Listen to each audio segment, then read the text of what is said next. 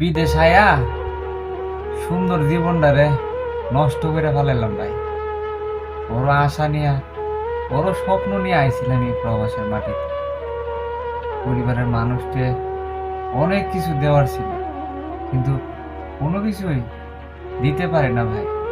যেভাবে আসছিলাম, যে স্বপ্ন নিয়ে আসছিলাম, তার কোনোটাই হইল না ভাই। প্রথম ধাপেই মায়ের খাইলাম।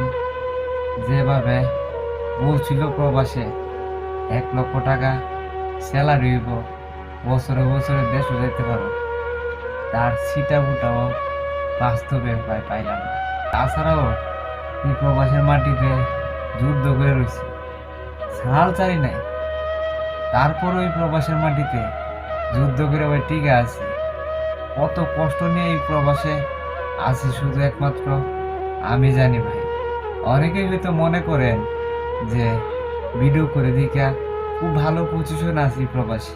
না ভাই, আপনারা 10 জন প্রবাসী ভাইদের মতো আমার জীবনটাও ঠিক এমনই ভাই। এই যে রান্না বান্না করার জন্য প্রস্তুতি নিচ্ছি ডিউটিতে।